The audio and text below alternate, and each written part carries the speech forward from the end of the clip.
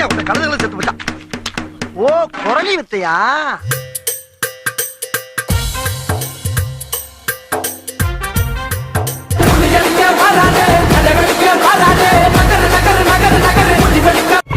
செம்ம சீனிக்குது இன்னைக்கு.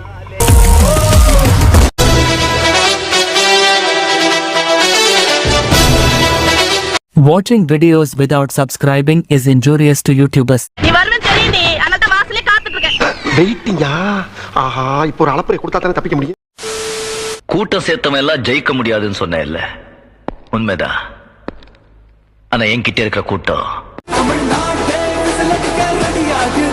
எந்த தனி சாம்ராஜ்யம், அன்பு சாம்ராஜ்யம். இதை யாராலையும் அடிக்க முடியாது. உங்க விஜய் உங்களை தேடி வந்திருக்கிறேன். ஸ்டாலின் சார் கையில அந்த முழு பவர் இருந்திருந்தா கண்டிப்பா இந்த நிகழ்ச்சி நடந்திருக்காது. என் பக்கத்துல ஒருத்தன் தீஞ்சு போய் உட்காந்து வரான்டா. அது ஒரு முட்டுக்கட்டையை போட்டு நம்மள வரவிடாம பண்ணியிருப்பார். ஆனா இப்பதான் அவர் ஒரு அதிகாரம் இல்லாத ஒரு முதல்வரா அப்படியே இருக்காருல்ல.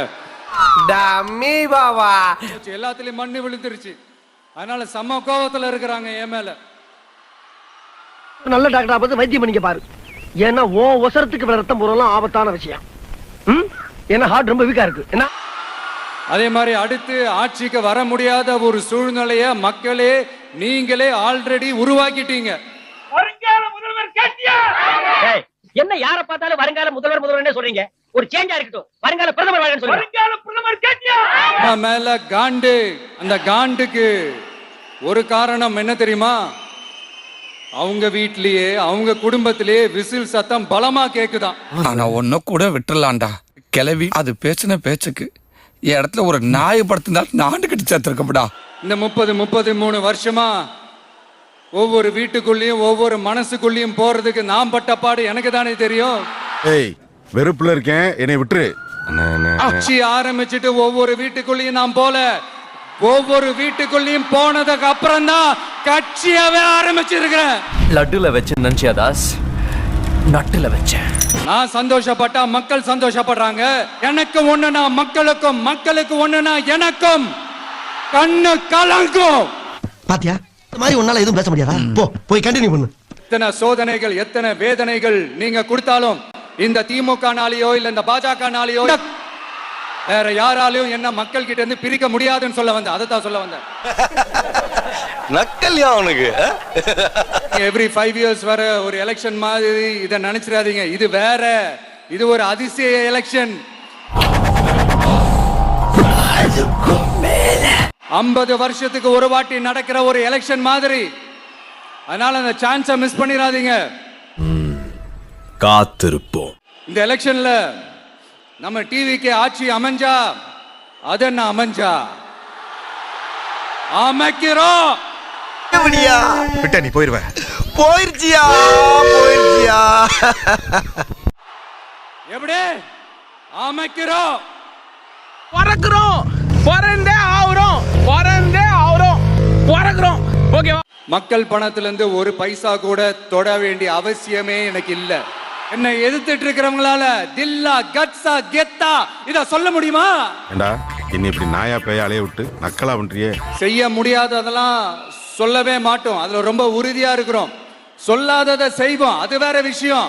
இந்த எம்எல்ஏக்களும் மந்திரிகளும் ஒரு ஏஜென்ட் மாதிரி சரியா வேலை செய்யலன்னா சட்டையை பிடிச்சு ஏண்டா நாய செய்யலன்னு சப்புன்னு கள்ளத்துல நாள் ஆரம்பிக்கலாம். ஆட்சி முழுக்க ஊழல்லே ஊறி போய் நாரி போய் கிடக்குது. எந்த மூஞ்ச வச்சுக்கிட்டு சார் ஓட்ட கேப்பீங்க? முடிஞ்ச கூட்டத்தை செய்வாங்க, நிமிர்ந்து நில்லுங்க, அப்பதான் உருப்பட முடியும். இந்த எலெக்ஷன் சும்மா உங்க பணத்தை எல்லாம் வச்சுக்கிட்டு ஒண்ணும் கிழிக்க முடியாது. நேராக பேச ரொம்ப ரண கொடூரமா இருக்கேன். உங்க பணத்தை எல்லாம் வச்சு மக்கள் எல்லாம் விலைக்கு வாங்கவே முடியாது. இது ஒரு மாற்றத்திற்கான ஒரு எலெக்ஷன். ஐயோ, படுத்துறானே. சரி, நான் வரேன். ஒரு நிமிஷம், இதை மட்டும் பார்த்துட்டு போ. அப்பதான் என் மனசு குளுகுளுன்னு இருக்கான்.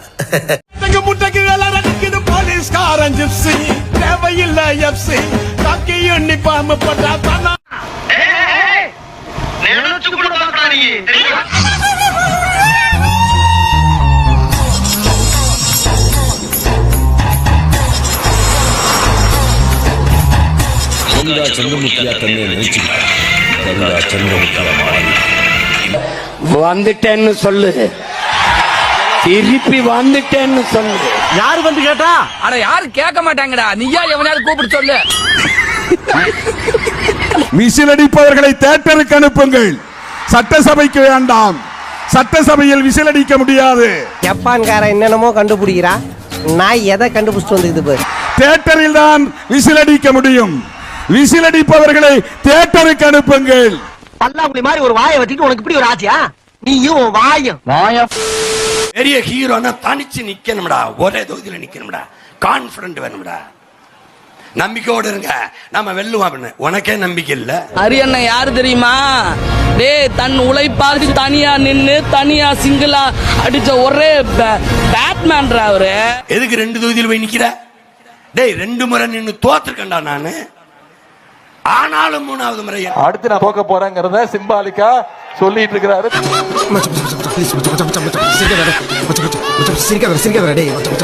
யாருக்காகவும் பதவிக்காக ஆசைப்பட்டு யாருக்காக விழுந்த அனுபவம் எனக்கு கிடையாது. சுயமரியாதையோடு என்னைக்கும் மக்களோடு மக்களா நிக்கிற அனுபவம் தான் எனக்கு இருக்கு. உழுகாதப்பா, புரட்டிடுவானுங்க. ஏன்னா நீ ஓடிடுவ, நான் தாட்டா மாட்டுவேன். நேரா டெல்லிக்கு போய் மோடி காலில் உழுந்து கிடக்கிற ஒரு மொரட்டு அடிமை திரு எடப்பாடி பழனிசாமி அவர்கள் இங்க இருக்காரு.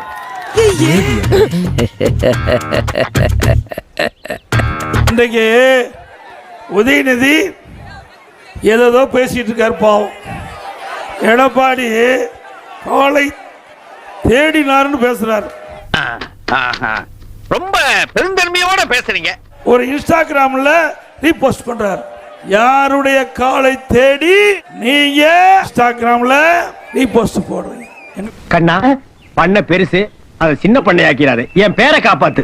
கவலையே படாதீங்க, உங்க பேரை நான் காப்பாத்துறேன். அதான் எனக்கு வேணும். ஏற்கனவே நீங்க இப்படி காலை தேடி போய் தான் பால்டால் குடிச்சு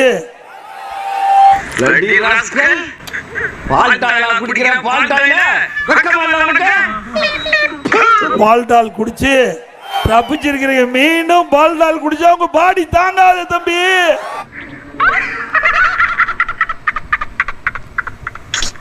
ஏற்கனவே அவர் பயந்துட்டு இருக்காரு, மேல மேல பயன்படுத்தி அவருக்கு பேதிக்கிதி ஆயிடுச்சுன்னா. Sir, my fees. எது சார், உங்க கெஸ்ட் வந்திருக்காங்க, போக நீங்க. போக நீங்க, நாளை பண்ண வந்து வாங்கிக்கிறேன். வரல சார், போங்க சார் நீங்க.